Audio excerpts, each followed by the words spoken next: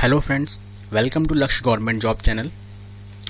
दोस्तों, हम part second discuss कर रहे हैं मोस्ट रिपीटेड क्वेश्चंस जो कॉम्पिटिटिव एग्जाम में पूछे गए हैं, जैसे एसएससी, रेलवे एक्सेट्रा। तो शुरू करते हैं। भारत में सर्वप्रथम रेल की शुरुआत 16 अप्रैल 1853 ईस्वी में मुंबई से ठाणे के बीच की गई थी। 34 किलोमीटर की थी, जिसकी शुरुआत लॉर्ड डलहौजी के शासनकाल में हुई थी। इस ट्रेन का नाम क्या था? ब्लैक ब्यूटी नाम था। सेकंड है, भारत में पहली जनगणना की शुरुआत 1872 में हुई थी, लॉर्ड मेयो के काल में। 1872 याद रखिएगा। और अभी लास्ट जनगणना 2011 में हुई थी, और अब जो है 2021 में होने वाली है, अगले साल। इसकी तैयारियां भी चल रही थी, लेकिन लॉकडाउन आ गया, जिसकी वजह से इसको रोकना पड़ा सरकार को। तो जनगणना बेसिकली 10 साल में एक बार होती है। नेक्स्ट, विश्व का सबसे बड़ा द्वीप माजुली द्वीप कहाँ पर है? आसाम में है। तो ये जो है कौन से जिले में है, ये तो सबको पता होगा कि ये कहाँ पे, ये कई बार पूछा गया क्वेश्चन है यहाँ। तो लेकिन ये है कहाँ पे? जोरहट जिले में है, ये याद रखिएगा। प्रथम ओलंपिक खेल कब आयोजित किए गए थे? 1776 ईसा पूर्व में। ध्यान रखिएगा, ईसा पूर्व। आधुनिक ओलंपिक खेलों की कब शुरू हुए थे?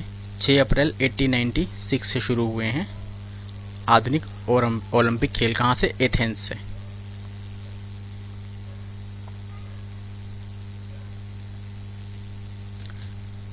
विश्व का सबसे प्राचीन खेल कौन सा है? पोलो है। और भारत का कौन सा है? पता है, हॉकी है आपको। इसके अलावा हम बात करें बुल्स फाइट सुना है, वो पूछा जाता है एग्जाम में। तो इसका बुल्स फाइट कहाँ का है? स्पेन का। और तीरंदाजी, जिसे हम आर्चरी बोलते हैं, भूटान का है। और आपका श्रीलंका का कौन सा है? बास्केटबॉल है। बास्केटबॉल नहीं, वॉलीबॉल है श्रीलंका का। श्रीलंका में क्वेश्चन पूछा जाता है कि श्रीलंका की सबसे बड़ी नदी कौन सी है? महावेली नदी सबसे बड़ी नदी है श्रीलंका की। और राजधानी पूछी जाती है, 2 राजधानियां श्रीलंका की हैं। तो एक तो जयवर्धन पोट्टे है और एक कोलंबो है। नेक्स्ट, भारत के प्रथम कप्तान कौन थे? सीके नायडू भारत के पहले क्रिकेट के कप्तान थे। इन्हीं के नाम पे सीके नायडू ट्रॉफी शुरू की गई थी क्रिकेट के अंदर। ये क्वेश्चन भी पूछता है कि सीके नायडू ट्रॉफी जो है किस खेल से संबंधित है? तो क्रिकेट से। तो आप दोस्तों जो इस चैनल पे नए हैं उनको बता देना चाहता हूँ कि हम कैसे डिस्कस करते हैं। अभी पार्ट्स चल रहे हैं हमारे 1 2 3 करके, और ये 25 क्वेश्चन कवर करते हैं हम इस वीडियो में। उसके बाद एक ऐसे, ये जैसे कि मैंने आज ये था, जो कि एक्स्ट्रा नॉलेज के साथ हम डिस्कस करते हैं इसको। तो आगे देखते हैं। सॉल्ट लेक स्टेडियम डैश के रूप में जाना जाता है, कहाँ पर है? बेसिकली ये युवा भारती स्टेडियम बोलते हैं पहली बात तो इसे। Salt lake stadium most important question है, रेलवे का फेवरेट क्वेश्चन। कहाँ पे? कोलकाता में। भारत का सबसे बड़ा इंडोर स्टेडियम कहाँ पे है? इंदिरा गांधी स्टेडियम। भारत का सबसे बड़ा indoor stadium Indira Gandhi stadium है, नई दिल्ली में। और अभी याद रखिएगा आप, जो हमारा फिरोज शाह कोटला जो स्टेडियम था, उसका नाम बदल के अरुण जेटली कर दिया गया है। इसके साथ ही अरुण जेटली की एक प्रतिमा भी लगाई गई है बिहार के अंदर। नेक्स्ट है वेलिंगटन ट्रॉफी। वेलिंगटन ट्रॉफी का संबंध जो है वो किससे संबंधित है? ये नौका दौड़ से, वोट रेसिंग से। वही है वेलिंगटन ट्रॉफी। देखिए, कंफ्यूजन मत रखिएगा। एक है ट्रॉफी, एक है वेलिंगटन कप। तो कप किससे? हॉकी से है। हॉकी से और याद रख सकते हैं हम, जैसे सुल्तान जोहर कप, सुल्तान जोहर कप। संतोष ट्रॉफी फुटबॉल से है। संतोष ट्रॉफी बहुत बार पूछा गया क्वेश्चन है। सीके नायडू मैंने बता दिया आपको। दोस्तों, पेन और नोटबुक लेके बैठिए, आप उसको नोट करते रहिए। साथ ही साथ ये सारे क्वेश्चन पूछे गए क्वेश्चन हैं, जो भी आता रहेगा बताता रहूँगा मैं आपको। नेक्स्ट, वर्तमान में भारत का सबसे प्राचीन विश्वविद्यालय कौन सा है? तो नालंदा वर्तमान में सबसे प्राचीन विश्वविद्यालय है। पहले कौन सा था? तक्षशिला। बेसिकली आपको पता होगा कि नालंदा कहाँ पे, बिहार में है, और यहीं पे जो है बौद्ध धर्म की पढ़ाई हुआ करती थी, बौद्ध धर्म। लेकिन पहले जो है तक्षशिला हुआ करता था। तक्षशिला कहाँ पे है इस टाइम पे? पाकिस्तान में है, इसलिए अब नालंदा हो गया है। नेक्स्ट, बक्सर का युद्ध कब हुआ? बहुत ही ज़्यादा इंपॉर्टेंट क्वेश्चन है। अभी जितने भी सीजीएल के एग्जाम हुए हैं आपको नज़र आएंगे, कम से कम सीजीएल में या फिर सीएचएसएल में या एमटीएस में, सब में पूछा गया क्वेश्चन है। 1764 में हुआ था बक्सर का युद्ध। तो किस किस के बीच हुआ था ये? अंग्रेज़ों के बीच हुआ था और सिराजुद्दौला के बीच हुआ था। तो अंग्रेजों की तरफ से कौन था? रॉबर्ट क्लाइव था। तो कहा जाता है कि 1 लाख की सेना थी किसके पास? आपके हमारे सिराजुद्दौला के पास, और अंग्रेजों के पास शायद 10 या 20 हज़ार सेना थी। लेकिन फिर भी हरा दिया सिराजुद्दौला को। क्यों? क्योंकि घर का भेदी लंका ढाए। क्योंकि उसका एक दरबार में था सिराजुद्दौला के, मीर जाफर था, तो मीर कासिम था। तो उसने जो है क्या कर दिया था? अंग्रेजों के साथ मिल गया था जाके। क्यों? क्योंकि अंग्रेजों ने कहा था कि हम तुम्हें राजा बना देंगे अगर तुमने हमें हमारा साथ दिया तो। नेक्स्ट, अफ्रीका महादेश को अंध महादेश कहा जाता है। नेक्स्ट, प्रोटेस्ट धर्म के संस्थापक मार्टिन लूथर किंग थे। प्रोटेस्ट धर्म था, मार्टिन लूथर किंग थे। बहुत ही बड़े दार्शनिक रहे हैं ये मार्टिन लूथर किंग। इनकी बुक्स वगैरह पढ़ी होंगी आपने। कालिदास जो थे विक्रमादित्य के दरबारी कवि थे। विक्रमादित्य वही विक्रमादित्य जिनको चंद्रगुप्त द्वितीय को विक्रमादित्य कहा जाता है। ठीक है।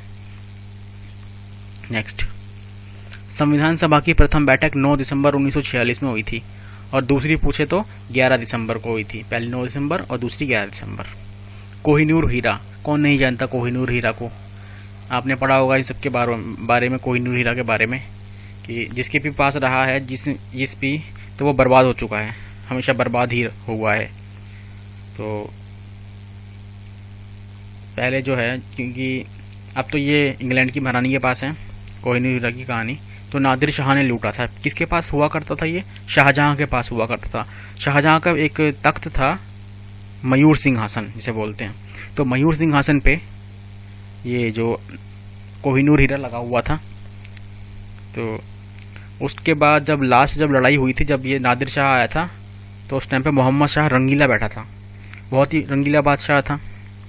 इसके बारे में कहा जाता है कि औरतों के कपड़े पहन के दरबार में आ जाया करता था ये, तो अपना रंग में व्यस्त रहता था ये। तो नादिर शाह उस टाइम पे आया था। तो उसके बाद काफ़ी लोगों को मारा था नादिर शाह ने उस टाइम पे। नेक्स्ट, पृथ्वी सम्मेलन में 150 लोगों ने भाग लिया था। पृथ्वी सम्मेलन हुआ था, अब उसमें 150 लोगों ने भाग लिया था। बूढ़ी गंडक का उद्गम स्थल कहाँ से है? बूढ़ी गंडक ये नदी है, कहाँ से निकलती है? सोमेश्वर की पहाड़ी से। कर्क रेखा 23.5 डिग्री उत्तरी अक्षांश पर स्थित है। एक होती है कर्क रेखा, दूसरी होती है मकर रेखा। तो कर्क रेखा के देश पता होंगे, राज्य पता होंगे हमारे भारत के। क्वेश्चन पूछता है कर्क रेखा से कौन कौन से भारत के राज्य जो हैं टच करते हैं, किस किस होके गुजरती है कर्क रेखा। तो याद रख लीजिएगा, एक फॉर्मूला बता देता हूँ मैं आपको, लिख लीजिए इसे। मित्र रागू मच्छी खा के मुंह झाँप ले। ठीक है।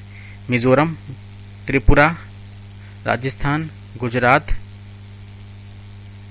मध्य प्रदेश, छत्तीसगढ़,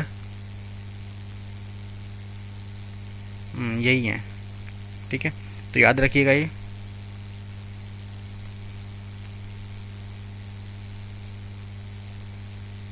मध्य प्रदेश, छत्तीसगढ़, मुंह झाँप,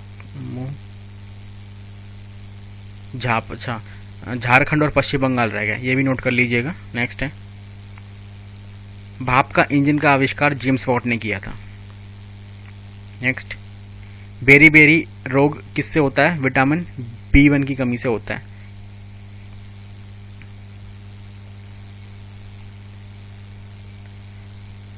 भारत का राष्ट्रीय खेल सभी को पता है, बताया था मैंने आपको अभी, हॉकी है। और पाकिस्तान का भी हॉकी है। ऑस्ट्रेलिया का भी याद रख लीजिए, ऑस्ट्रेलिया का है क्रिकेट।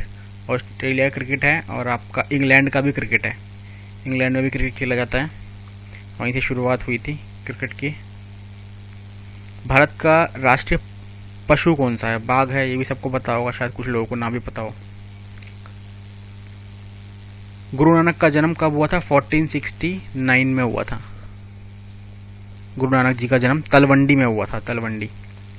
तलवंडी के पेशावर गांव में हुआ था। तलवंडी कहाँ पे? पाकिस्तान में है अभी। संविधान सभा के प्रथम अध्यक्ष कौन थे? डॉक्टर राजेंद्र प्रसाद थे, स्थायी अध्यक्ष जो बने थे संविधान सभा के। और राजेंद्र प्रसाद ही हमारे पहले राष्ट्रपति थे, भारत के पहले राष्ट्रपति। और पहले प्रधानमंत्री जवाहरलाल नेहरू। वहीं बात करें पहले उपराष्ट्रपति कौन थे? राधाकृष्णन जी थे पहले उपराष्ट्रपति।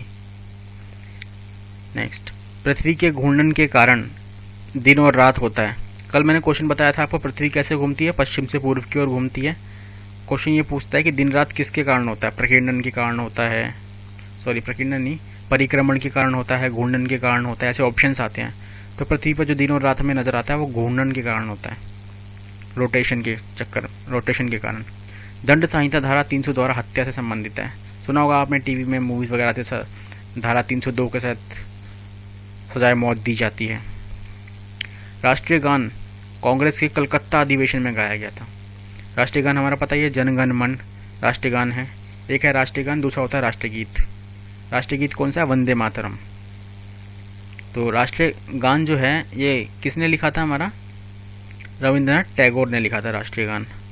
ये बेसिकली बांग्ला भाषा में लिखा गया था, लेकिन बाद में जो है इसे ट्रांसलेट किया गया था। और इन्होंने किसके लिए लिखा था कि 1911 में आपको पता होगा जॉर्ज पंचम आने वाले थे, जब दिल्ली दरबार का आयोजन किया गया था। तो वहाँ पे जो है किंग्सवे कैंप, सुना होगा आपने। आज अगर आप मुखर्जी नगर के बारे में जानते होंगे तो GTV नगर जो मेट्रो स्टेशन है उसी के वहीं पे जो रोड है किंग्सवे कैंप, उसी को किंग्सवे कैंप बोलते हैं। जो GTV नगर का मेट्रो स्टेशन है तो उसी को वहीं पे जो है किंग्सवे कैंप पड़ता है।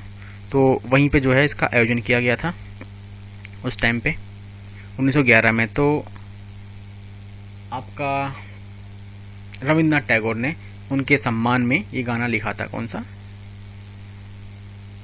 जन गण मन। ठीक है, नेक्स्ट देखते हैं।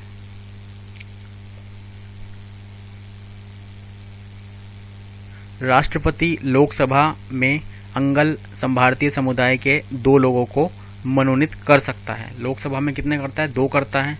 वहीं बात करें राज्यसभा में तो राज्यसभा में 12 लोगों को करता है।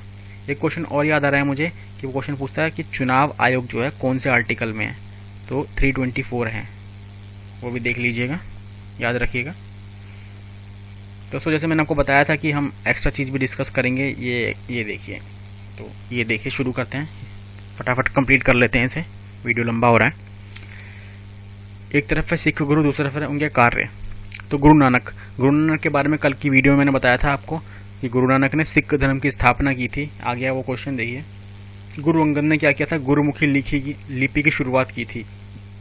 जो लिपि है ना पंजाबियों की, जिसमें पंजाबी भाषा लिखी जाती है, गुरुमुखी लिपि में लिखी जाती है।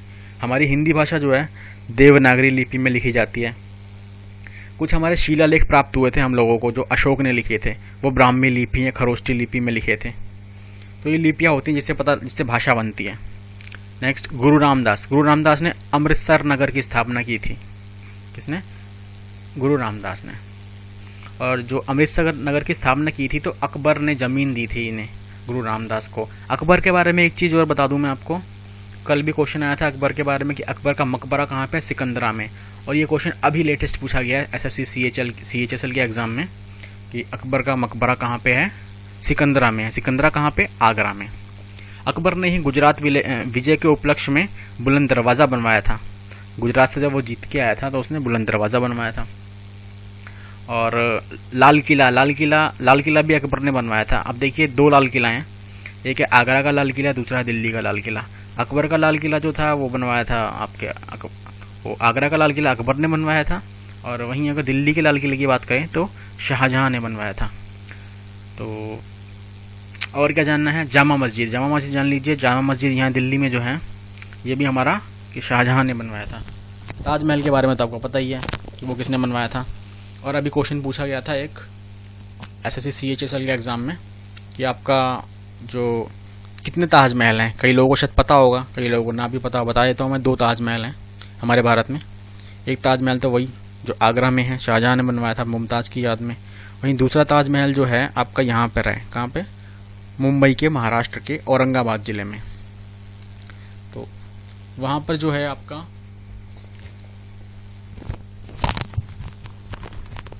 जो आपका ये है, ये वाला जो ये बनवाया था औरंगजेब के बेटे ने बनवाया था। ठीक है, औरंगजेब का बेटा कौन था? इसका नाम मुझे दिमाग से स्किप हो रहा है अभी। अगर आप लोगों को पता हो तो कमेंट में बताइए। उसने अपनी माँ के लिए बनवाया था। कि माँ का नाम क्या था? दुर्रानी करके नाम था। रजिया दुर्रानी करके नाम था। ये भी याद रखिएगा, ये पूछा गया क्वेश्चन है। नेक्स्ट देखते हैं। गुरु अर्जुन देव आदि ग्रंथ का संकलन किया था इन्होंने। कल मैंने आपको बताया था कि जब 10 गुरु हुए थे सिखों के, 10 गुरु के बाद क्या हुआ था कि इन्होंने जो है गुरु को त्याग दिया था, मतलब कोई गुरु नहीं बना था 10 के बाद। अंतिम गुरु थे गुरु गोविंद सिंह। उसके बाद आदि ग्रंथ को ही जो है गुरु मान लिया गया था। नेक्स्ट, गुरु अर्जुन देव स्वर्ण मंदिर का निर्माण करवाया है इन्होंने, सोने का मंदिर। जो आपको गोल्डन टेम्पल नज़र आता है आज अमृतसर में, वो इन्होंने ही बनवाया था। उसके ऊपर जो ये क्वेश्चन पूछा गया था, क्या क्वेश्चन, कि उसके ऊपर जो सोने का वो है छत्र है, सोना जो मढ़वाया गया था वो किसने मढ़वाया था? कौन से राजा ने? राजा रणजीत सिंह ने मढ़वाया था। इसके साथ ही गुरु गोविंद सिंह ने अकाल तख्त की स्थापना की थी। और गुरु गोविंद सिंह बताया मैंने खालसा पंथ की स्थापना की है। इन्होंने 5 वो दिए थे, 5 व्रत। वो देखा होगा आपने, वो कड़ा पहनते हैं जो हमारे पंजाबी भाई होते हैं, जो सिख भाई, तो वो कड़ा पहनते हैं हाथ में और कटार लेते हैं। और इन्होंने 5 चीज़ें बताई थी, कंघा, कड़ा और कटार, और 2 चीज़ें और बताई थी इन्होंने। तो ये भी याद रखिएगा। तो दोस्तों कैसा लगा वीडियो आपको बताइएगा कमेंट में ज़रूर। तो थैंक यू।